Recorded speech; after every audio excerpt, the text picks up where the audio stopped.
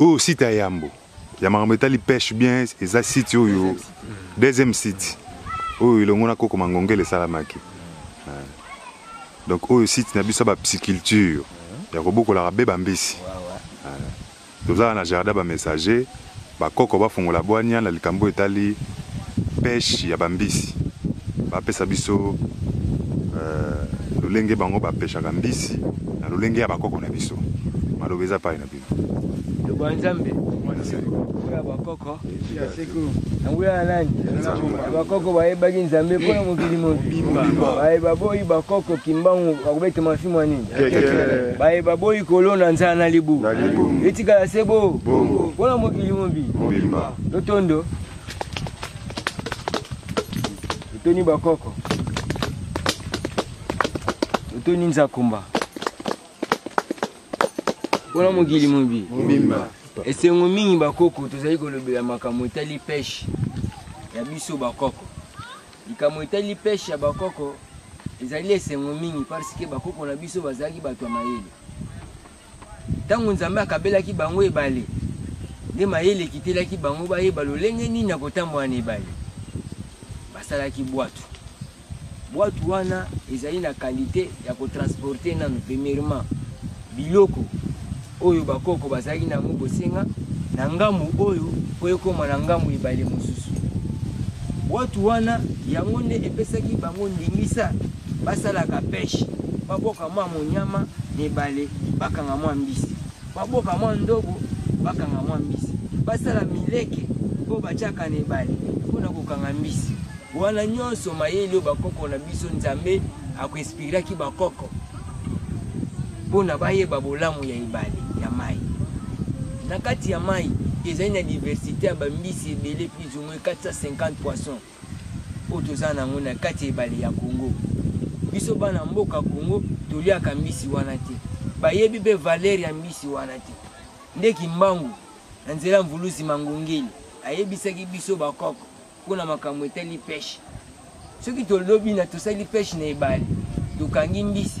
Mais fallait que mes mbisi wana ezalaka nzinga bisika biso tozwami tobombaka yango na maziba batikelaki biso yo na ngai devoir ya kosala 500 maziba biso bakoko ba messager mpona kolesa peuple ya monde nde na mosala wana bakoko bapesi biso mayele wana na bisanga oyo tosangani biso bilenge na kati ya métier le travail mpona koyeba pisciculture kobokola mbisi. Parce que na kati ya mbisi ya Congo tozali na bambisi ebele babokolaka. Tozali na mongusu, tozali na mpoka, tozali na libundu, tozali na monganza, tozali na mboto, tozali na mbisi ebele nyonso mokonga. Nyonso wana eza ba diversité ba mbisi bakoko bapesaki biso. Me bayebisaki biso mbisi ebotaka na saison pe na période na yango. À partir ya 10e mois, titokota 12e mois. Ne mbisi oto bokolaka etiaka maki na libumu na yango. Tango tokomaka na janvier, ne mbisi asalaka nini? Atetolaka ba maki oyo nyonso ye asalaka. Mbisi moko ezali na capacité ko bimisa 250 poissons. Nde yango wana bakoko bapesaki biso boyebi wana ke nzale koya na mboka na Congo. Nzala wana ko frappe bato pendant 25 ans. Esengeli toyeba musala bakoko na biso ya bilanga. Toyeba kobokola bibwele. Toyeba kobokola pe ba mbisi na kati ya lisipa.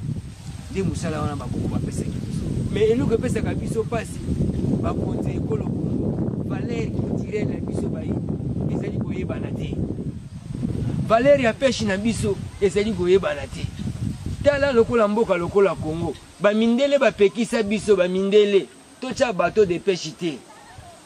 Pona biso moko toliaka biloko na biso ezowuta na ebale ya Congo. Mbula nini mokolo nini oyo tokokutana bakonzi ya solo oyo bayebi bakoko batiela biso bateau de pêche epesaka biso valeur ya mbisi ya Congo mpe totekaka yango tolakisa diversité ya bambisi wana mokili. Mais lelo oyo ekomela biso pasi nde na nzelaki mbango mangongeli nde apesaki biso ndingisa biso bilenge ya koto minei po tovivre totie elikia na biso na lola te mais tosima nde mabele nde yango nde eza na banque ya bomengo nyonso ya mokili. Mabele nde yango nde epesaka support d'argent à partir ya mabele. sikoyo soki oyebi valeur ya mabele te mabele atambolaka na mai mai atambolaka na mabele mokili mai na mabele na mai libala na bango mwa ekufa ezalaka te mabele atambolaka na mai folo oyeba secret wana eza esprit ondi na esprit ya niom esprit ya mabele yango nde babengi esprit ya niom esprit ya mai yango nde babengi esprit ondi mais fo oyeba mpe na kati ya mai eza na basekret mosusu kuna parce que mai yango nde ebimisaka courant d'eau yango nde epesaka courant lumière mais sikoyo dilatation wana ya connaissance wana esengeli oyeba mpe esengeli oyeba baesprit ya mai ya biso ya Congo lokola koko na biso nyangara bokulaka azali koko oyo asimi esprit ya mai lokola koko oyo ngelono ampotaba azali koko oyo asimi esprit ya mai lokola koko na biso oyo babengi ngalema ngobilanga ngapama azali esprit oyo esimaka nini mai koko kasai koko lwalaba koko kwilu koko kwangu bango nyonso wana nde besprit puissant ya basetre na biso koko lombela alors sengeli ke biso bana ya Congo toyeba valeur ya ebale na biso tozali kaka na ebale moko babengi fleuve majesté moko oyo ezali très puissant ya monde mpe ezali na courant d'eau ya makasi osomona esengeli sikoyo toyeba bavaleur wana mai mpe ezali richesse parce que koko mangongeli atambolaki na papa na ye na ebale ya Congo mpona kosemisa kotya babwe lolenge nini nzela nini esengeli bato basani batambola na ebale nde yango vraiment esengo mingi kati na biso parce que topesa bato vision ya makambo etali mai eza richesse mai ya Congo ezali richesse mais valeur na yango esengeli bato bazali koyeba yango te biso toyebi yango à travers bakoko na biso na nzela mvuluziki mbango bongola meso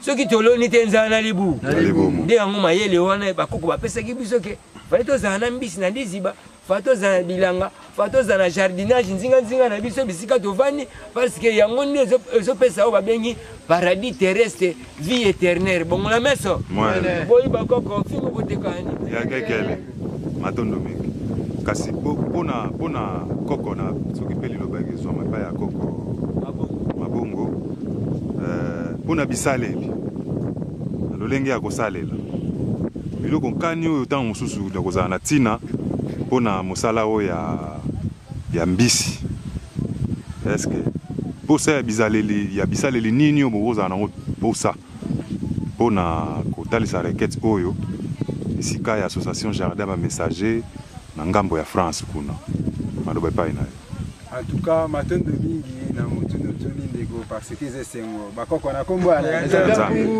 esengo na biso ezali parce que awa tozobeta na lisolo etali le travail et le métier tout c'est basé na o etali pisciculture ndenge toza awa na niveau etali maamba pisciculture biso ba messager tozobunda makasi mpona kosala yango na lolenge oyo babengi artisanal donc cela veut dire na maboko na force majeure nde tozosala ba façon ya kosala maziba na biso mpona kobomba bambisi ya ebale oyo ya fleuve Congo koya kosala réservation na yango na esika oyo mpona kolite contre biloko oyo mosusu oyo toza kolia oyo eza approprié na nzambe te parce que si totali na souveraineté d'alimentation tokomona ke congolais lelo azokonsome mingi clonage lokola koki mbango ayi koyebisa biso ke nzoto na biso oyo ya bayindo tokoki koliaka clonage mingi te nde apesa biso mayele ya kozwa mbisi oyo eza na kati ya fleuve Congo tosalaka réservation na yango na baétang oyo tosala awa na kati ya site na biso awa toza na deuxième cité des messagers oyo eza lokola villa tozalaki awa na koko mangungele akanisi baninga poto mpe boyebi